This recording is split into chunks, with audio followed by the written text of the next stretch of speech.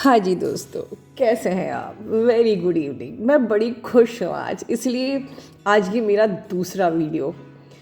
बस बात ही कुछ ऐसी थी कि दो मेरी सब्सक्राइबर्स के ऑडियो अपने आप ही मेरे पास आए और उन्होंने मेरी शाम को बहुत खुशनुमा बना दिया।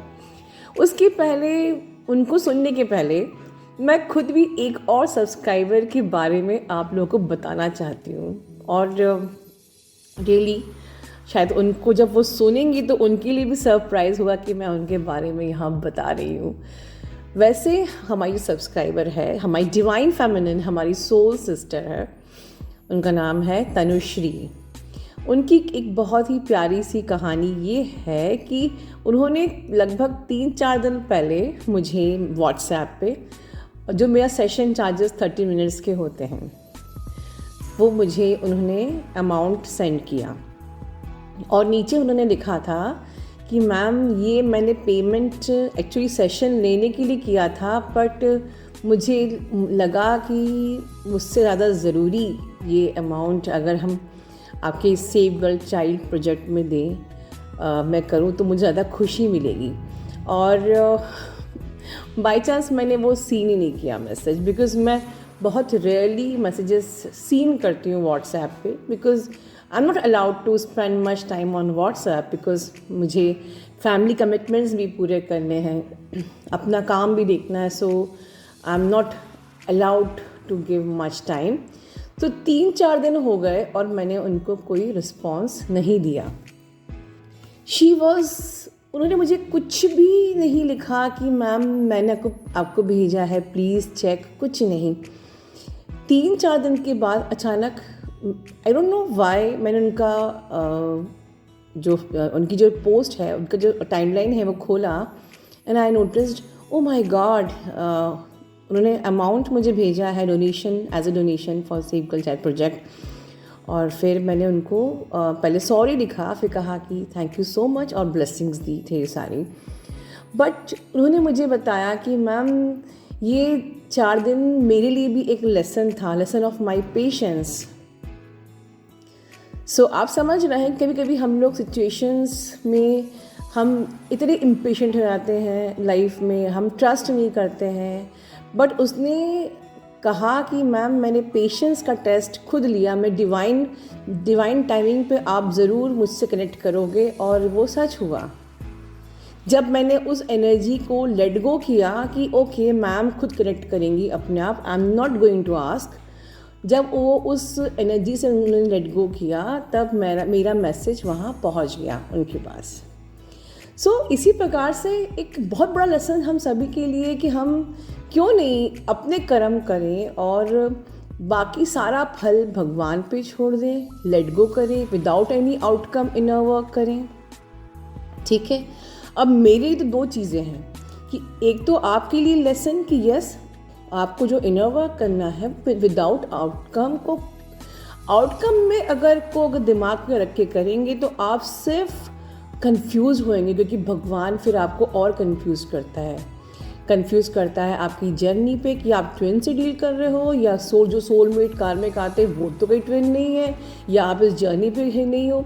जब तक आप अपने गोल को चेंज नहीं कर लेते, जब तक कि आप ये नहीं सोच लेते कि मैं इनर वर्क सिर्फ अपने लिए कर रही हूँ, अपनी सोल ग्रोथ के लिए, अपनी सोल को इवॉल्व करने के लिए, मैं ये इनर वर्क इसलिए कर रही हूँ क्योंकि मुझे इस दुनिया में, इस अर्थ प्लैनेट पे आने का पर्पस पूरा करना है, मुझे भगवान को मुंह दिखाने लायक रहना है। जब तक आप ये नहीं समझते हो, आप सिर्फ यूनियन को ही टारगेट बना के रखते हो, तो आप एक्चुअली फंसे रहते हो। और आप में से 25% कुछ ऐसे लोग भी चैनल पे इन द बिगनिंग थे जो कि जज कर रहे थे ऐसी जर्नीज़ को, ये जर्नी होती है कि नहीं होती है, ट्विन फ्लेम्स होते हैं कि नहीं होते हैं। वो जर्नी को जज करते ही रह गए, जर्नी छोड़ के भी चले गए, और उसके बाद फिर घूम के टाइम वेस्ट करके लौट कर आ गए। ओके, ऐसे भी हैं। बेसिकली ये ट्विन फ्लेम चैनल है, तो यहाँ पर सिर्फ ट्विन फ्लेम्स की ही बातें की जाएंगी जो इस जर्नी के लिए ज़रूरी हैं। ठीक है, मुझे ये समझ में आया कि एक ये lesson learning I must share with everyone, that Don't target your union while doing your inner work. Okay, without outcome को दिमाग में रख के आप करोगे, सक्सेस होनी ही होनी है. Let go the target. और अब आगे हम दो डिवाइन फेमिनिन के एक्सपीरियंसेस जो उन्होंने मुझसे शेयर किए हैं, मैंने आपसे शेयर किए हैं. और one of the divine feminines, उनका बड़ा ही मिराकुलस एक्सपीरियंस है कि जिन्होंने divine merging and soul merging एक साथ एक्सपीरियंस की है. बहुत लोग आप में से पूछते हैं, मैम डिवाइन मर्जिंग कैसे हो? तो आई कैन से कि yes, these are the science. जब हमें महसूस होता है कि यस हम डिवाइन में मर्ज हो गए, और फिर जैसे कि मैं कहती हूँ कि डिवाइन मर्जिंग हो गई तो सोल मर्जिंग होनी ही है. और ये खुद साक्षात आप डिवाइन फेमिनिन के मुंह से सुन लीजिए, और दोनों ही फेमिनिन्स को बहुत सारी विशेस दीजिए. अपना ध्यान रखिए. A very warm good morning, dear Usma. This is Preeti. मुझे आपके साथ कुछ शेयर करना है. एक्चुअली मैं आपका सप्रेस इमोशन वाला जो मेडिटेशन कर रही हूँ, मैं आपके सारे मेडिटेशन रिलीजियसली 3-3.5 महीने से कर रही हूँ. मुझे ना एक्चुअली आपसे ये बोलना था कि when I sit in meditation, okay, I am getting all the answers of whatever questions I have in my mind. Okay, I feel complete with the divine. I feel very complete when I am in the divine's company. मुझे बहुत अच्छा लगता है. मुझे आध्यात्म में ज़्यादा रुचि हो रहा है. मुझे मेरे बापा आराध्य में बहुत ज़्यादा इच्छा हो रही है. मुझे पूजा करने की, भजन सुनने की. आई गेट मैं पूरा खो जाते हैं जब भी मैं भजन या कुछ भी या उनका ध्यान भी करती हूँ. एक बात मेरे साथ और हो रही है जिसे मैं मिरेकल ही बोलना चाहूँगी कि मैं जब भी टेंशन में होती है, मैं जब भी बहुत सारे थॉट्स मेरे माइंड में आ जाते हैं, या मैं लो एनर्जी में जाना शुरू हो जाता है मेरा मन का, अचानक मेरा आजपा जप शुरू हो जाता है और I start in chanting that thing completely, बहुत अच्छे तरीके से. तो 5 मिनट में तुरंत I am back to normal balance state again, and I really love it. और कल मेरे साथ ये हुआ कि मैंने सप्रेस्ड इमोशन में मेरे सिस्टर का एग्जाम्पल लिया था, एंड मैंने उनको बोला था, मेरे मन में बहुत सारी उनके लिए सप्रेस्ड इमोशन थे कि उन्होंने मेरा जॉब ऐसे कर लिया, what ever things she had done with me, I was like totally कि ऐसे क्यों ऐसे क्यों. कल मैंने परसों मैंने उनका एक दिन का आपने एक पर्सन वगैरह का बोला था, मैंने फॉलो किया. मैंने उनको रखा, उनसे रिलेटेड जो भी मेरे मन में सप्रेस्ड इमोशन था या उभरा हुआ इमोशन था, मैंने सारा इमोशन उनको को निकाला बाहर. मैंने उनसे बोला, माफ़ी मांगी मैंने उनसे. उन्होंने जो मेरे साथ किया उसके लिए मैंने उनको पूरे दिल से माफ़ किया.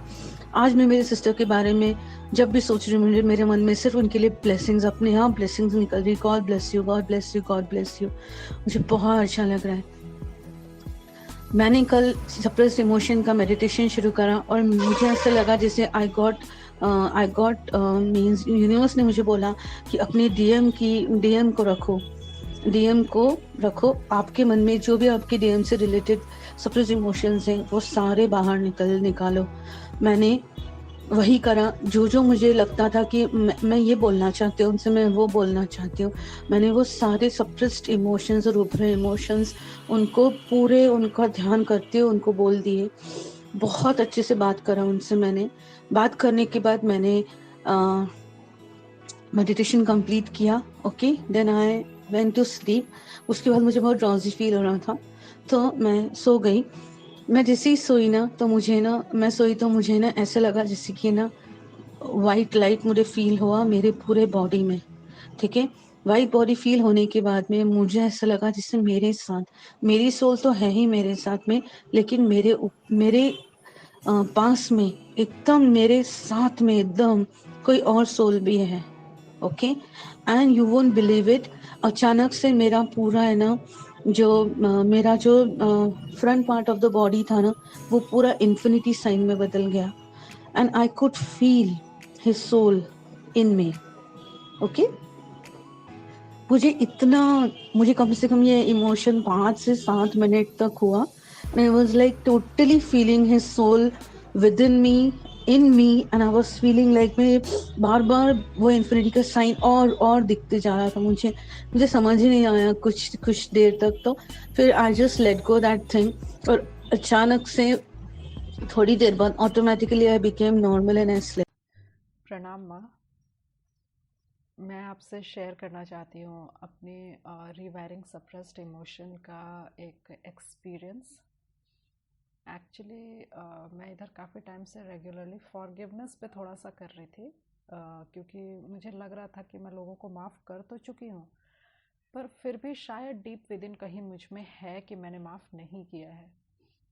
मैं रेगुलरली फॉरगिवनेस पे बिना डेज काउंट किए करती जा रही थी, और हमेशा ये आस्क करती थी यूनिवर्स से क्वेश्चन कि क्या वो हो गया यूनिवर्स। और मुझे थोड़ा सा भी अपने अंदर ये ट्रेट लगता कि नहीं, अभी थोड़ा और करने की ज़रूरत है, तो मैं उसको कंटिन्यू ही फॉरगिवनेस पे रख रही थी। एंड कल कुछ ऐसा हुआ, मतलब इधर 2 दिन से सिचुएशंस इतनी रूड एंड इतनी टफ हो चुकी हैं मेरे घर पे, लाइक हर तरफ से नेगेटिव ही न्यूज़ आ रही है ना। एक परेशानी का माहौल फ्रॉम माय मदर होम से भी, और मेरे इन लॉज के वहाँ से भी, इवन मेरे बच्चे का एडमिशन नहीं हो पा रहा था उसको लेकर के भी। बट आपके सप्रेस्ड इमोशंस वाले सेशन की वजह से ये था कि मैं बिल्कुल पीस और बैलेंस में रही। एकदम हल्का सा कभी स्लाइट परेशानी महसूस हुई, बट एकदम से सब खत्म। एंड सबसे बड़ा इसका एग्जाम्पल दूँ, जैसे मेरे फादर इन लॉ का जो वेट ऑफ टॉकिंग है थोड़ा सा रूड रहा है हमेशा से, पर ऐसा नहीं कि सिर्फ मेरे ही साथ, उनका सबके साथ वैसा है, उनकी हैबिट में है तो पहले मुझे बहुत बुरा लगता था उनका इस तरह से कहना, लेकिन कल उन्होंने मेरे फादर के लिए काफ़ी hard, tough and rude words use किए। बट यू वोंट बिलीव, मुझे बिल्कुल भी ना बुरा लगा, ना मैंने उस चीज़ पे कोई बवाल इशू क्रिएट किया, कुछ भी नहीं।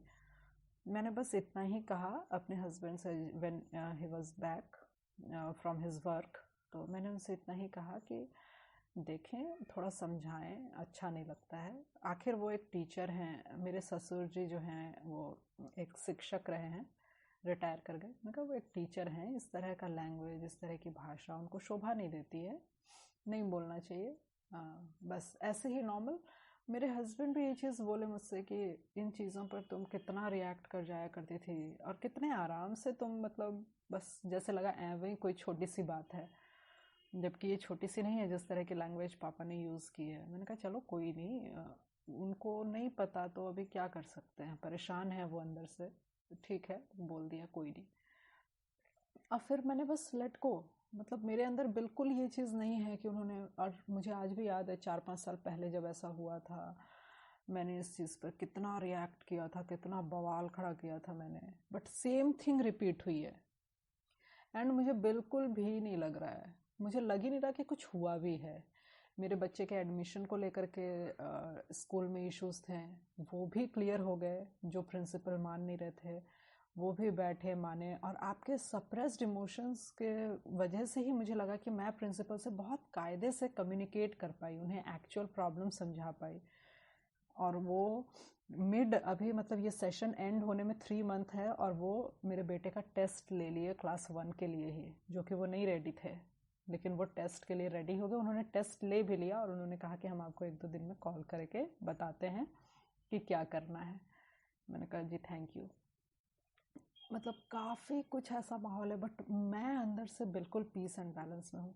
एंड दैट्स वाई फिर कल रात से ही मैं अपने फियर के इशू पे काम करना शुरू कर दी हूँ। मतलब सप्रेस इमोशन जो है सेशन, उसका मैं फियर वाला इशू पे अब काम करना शुरू कर दिया। And thank you so so so much माँ, you know I am blessed कि ना आप, मतलब एक एक गिफ्ट जो आप हमें दे रहे हो, यू नो इतने सारे सेशंस के रूप में जो गिफ्ट आपने हमें दिए हैं, ये अनमोल है, प्रीशियस है, इसका कोई मोल नहीं हो सकता है। सीरियसली जितना बोलूँ मैं उतना कम है।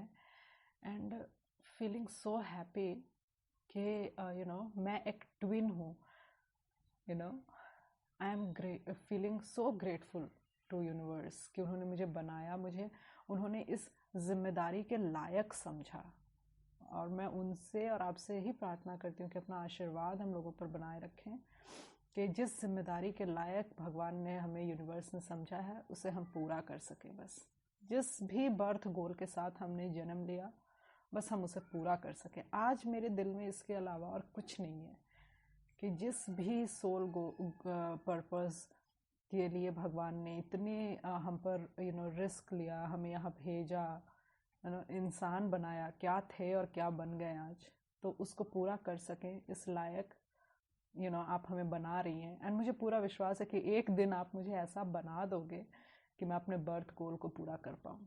थैंक यू सो मच माँ। एंड यू नो व्हाट माँ, रिवायरिंग सप्रेस्ड इमोशन से एक और चीज़ जो हुई है वो ये रहा कि मुझे ये समझ में आया कि ना खुशी और दुख दोनों ही ना एक इल्यूजन है। एक्चुअल में अगर कुछ है that was peace, that is just peace और कुछ नहीं। कोई भी चीज़ एक्सट्रीम नहीं है ना। हम सोचते हैं कि ये हमें दुख है, ये हमें खुशी हो रही है, ये सब आते जाते रहने वाले एक इमोशंस हैं, लाइक आसमान में जैसे बादल आते हैं। और सच पूछिए ना तो दुख जैसा कुछ नहीं है। एक चैलेंज आता है यूनिवर्स की तरफ से हमारे सामने, अगर हम उस चैलेंज को फेस कर लेते हैं तो हमें खुशी महसूस होती है, अगर हम नहीं कर पाते तो हम उसे दुख का नाम देते हैं।